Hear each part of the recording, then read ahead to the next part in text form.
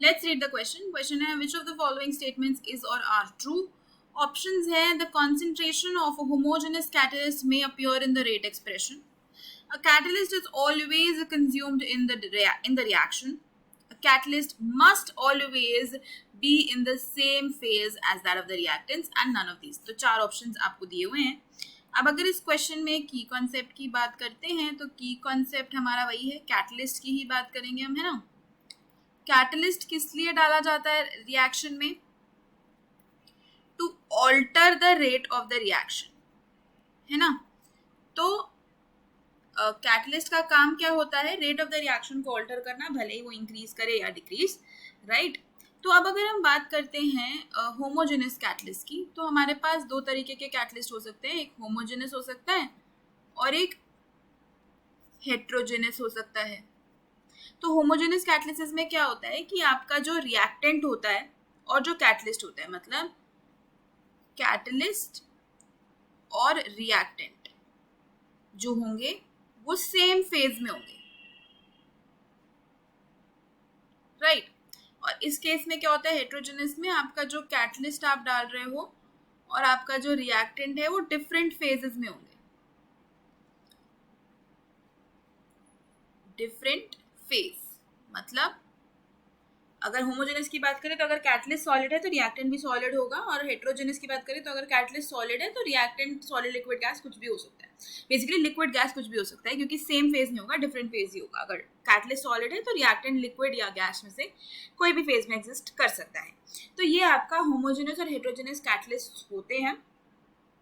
अगर अब हम बात करें कैटलिस्ट की, तो जैसे कि हम कह रहे हैं कि catalyst rate of the reaction को ऑल्टर करता है, तो अगर हम कोई रिएक्शन लिखते हैं, सपोज ए गिविंग बी, ये रेट ऑफ फॉरवर्ड रिएक्शन है, ये रेट ऑफ बैकवर्ड रिएक्शन है, और इस रिएक्शन में हम कैटलिस्ट डाल रहे हैं, मान लीजिए platinum.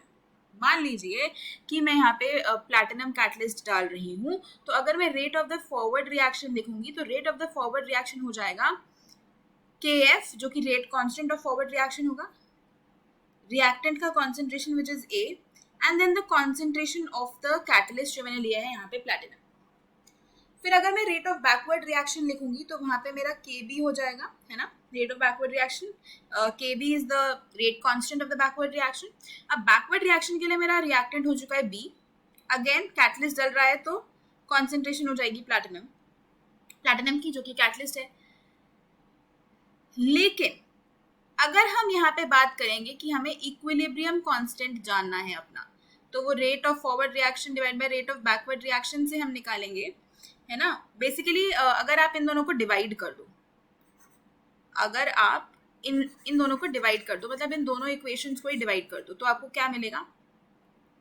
You will get rate forward divided by rate backward is equal to KF divided by KB, concentration of A, concentration of B, concentration of platinum, ये तो कैंसिल ही हो जाएगा, है ना. और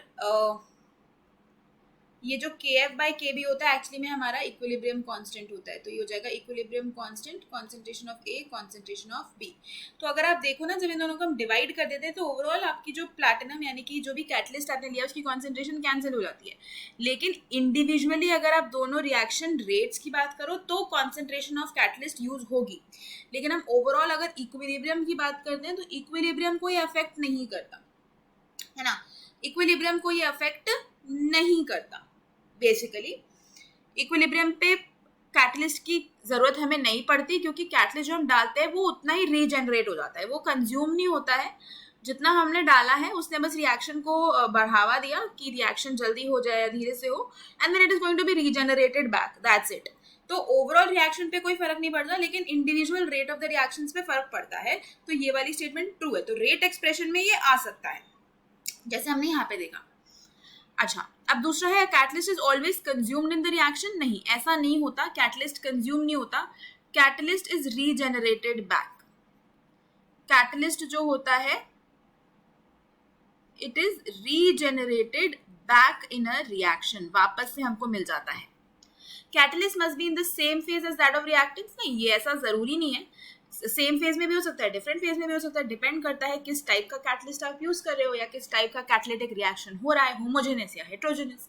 है ना, और नन ऑफ दीज भी इसका आंसर नहीं होगा। तो इस क्वेश्चन में आपको ट्रू स्टेटमेंट बतानी थी, तो वो आपकी फर्स्ट वाली ही है। तो अगर आप फाइनल आंसर देखोगे इसका तो वो हो जाएगा option A. Hope you understood it well, best of luck.